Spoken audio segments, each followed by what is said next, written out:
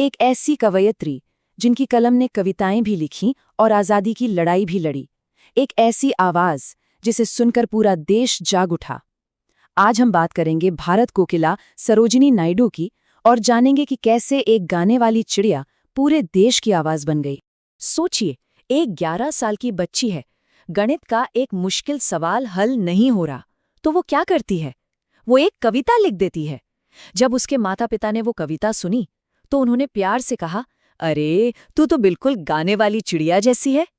तब उन्हें कहाँ पता था कि ये छोटी सी गाने वाली चिड़िया एक दिन पूरे हिंदुस्तान को जगाने वाला गीत गाएगी।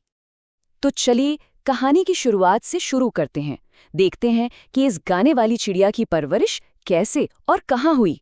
13 फरवरी 1879 को हैदराबाद में सरोजिनी का जन्म हुआ। उनका घर भी बड़ा अनोखा था। पिता एक जाने-माने वैज्ञानिक और माँ एक कवयित्री। मतलब जहाँ एक तरफ विज्ञान था, वहीं दूसरी तरफ कला। तो जाहिर है कविता लिखने का हुनर तो उन्हें विरासत में ही मिला था।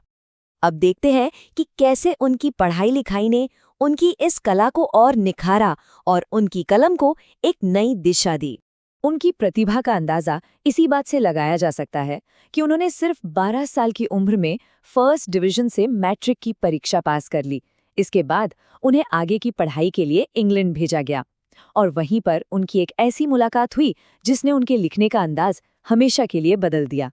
इंग्लैंड में वो मिली मशहूर साहित्यकार एडमंड गॉस से। गॉस उनकी कविताओं से काफ़ी प्रभावित हुए, लेकिन उन्होंने एक बहुत ज़रूरी सलाह दी। उन्होंने सरोजिनी से कहा कि तुम्हारी कविताओं में इंग्लैंड की नहीं बल्कि भारत की मिट्टी की महक होनी चाहिए। तुम्हारे शब्दों में भारत का समाज, यहाँ की संस्कृति झलकनी चाहिए। और बस यही वो सलाह थी जिसने उनकी कलम को एक असली मकसद दे दिया। इसी नई सोच के साथ इंग्लैंड से उनके 3 बड़े कविता संग्रह छपे। इन रचनाओं ने पूरी दुनिया को भारत के दिल से मिलाया, यहाँ के मंदिरों से, यहाँ के बाजारों से और यहाँ के आम लोगों की जिंदगी से। उनकी कविताएं पढ़कर ऐसा लगता था मानो खुद भारत की आत्मा बोल रही हो। लेकिन कहानी में एक बड़ा मोड़ आना अभी बाकी था।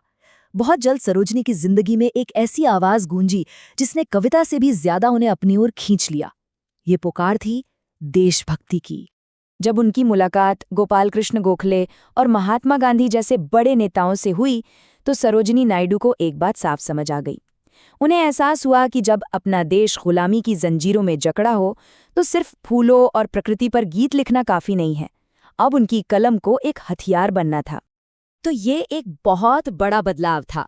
कवयित्री की पहचान अब पीछे छूट रही थी और एक देशभक्त का जन्म हो रहा था। जहां पहले उनकी कलम खूबसूरत गीत लिखती थी, वहीं अब वो ऐसे शब्द लिख रही थी जो पूरे देश में आज़ादी की आग लगा सके। इस बदलाव के पीछे की जो भावना थी उसे उनके ही शब्दों में सबसे बेहतर समझा जा सकता है। उन्होंने एक बार कहा था, देश को गुलामी की जंजीर में जकड़ा देखकर कोई भी ईमानदार व्यक्ति बैठकर केवल गीत नहीं गुनगुना सकता। इन शब्दों में उनका दृढ़ संकल्प साफ साफ दिखाई देता है। और इसी संकल्प के साथ भारत की कोकिला अब सिर्फ कवयित्री नहीं बल्कि स्वतंत्रता की एक बुलंद आवाज बन चुकी थी। यहाँ से शुरू होता है उनकी जिंदगी का एक नया राजनीतिक अध्याय। साल 1925 ये भारतीय इतिहास का एक बहुत ही महत्वपूर्ण साल था। इसी साल सरोजिनी नायडू को भारतीय राष्ट्रीय कांग्रेस का अध्यक्ष चुना गया। सोचिए, एक ऐसे समय में जब महिलाओं को राजनीति में ज्यादा मौके नहीं मिलते थे, ये कितनी बड़ी क्रांति थी। वो इस पद पर पहुंचने वाली पहली भारतीय महिला थीं। इस ऐतिहासिक मौके का महत्व खुद महात्मा गांधी के शब्दों में समझिए। उन्होंने कहा था, पहली बार एक भारतीय महिला को देश की सबसे बड़ी सौगात मिली है। ये शब्द बताते हैं कि सरोजिनी नायडू अब सिर्फ एक नेता नहीं बल्कि लाखों लोगों के लिए एक प्रेरणा बन चुकी थीं। और वो सिर्फ नाम की अध्यक्ष नहीं बनी, वो कांग्रेस की सबसे ताकतवर आवाजों में से एक थीं। उन्होंने पूरे देश में घूम घूम कर आज़ादी का संदेश फैलाया। हिंदू मुस्लिम एकता की वो एक मजबूत पैरोकार थीं। गांधी जी जब दांडी मार्च पर निकले तो वो उनके साथ कंधे से कंधा मिलाकर चलीं। 1942 के भारत छोड़ो आंदोलन में भी उन्होंने बढ़ चढ़कर हिस्सा लिया और इस संघर्ष के रास्ते में उन्हें कई बार जेल भी जाना पड़ा, पर उनका हौसला कभी कम नहीं हुआ।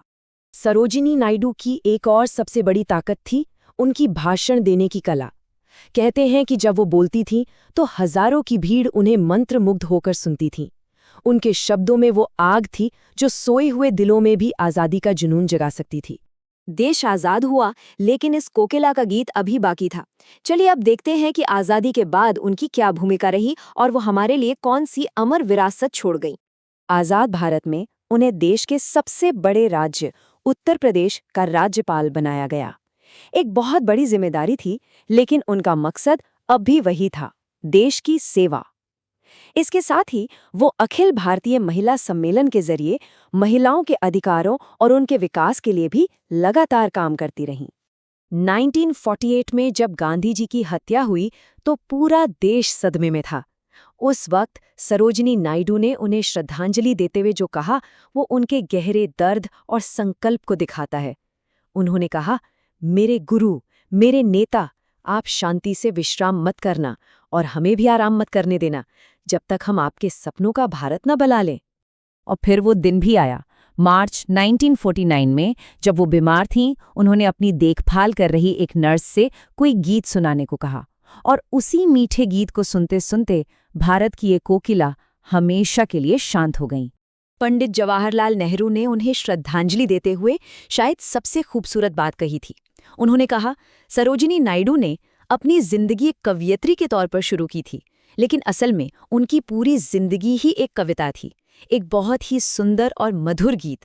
सरोजिनी नायडू का जीवन हमारे सामने एक सवाल छोड़ जाता है, आखिर कैसे एक आवाज सिर्फ एक गीत या कविता से कहीं बढ़कर एक पूरे राष्ट्र की प्रेरणा बन सकती है? शायद उनका पूरा जीवन ही इस सवाल का सबसे अच्छा जवाब है।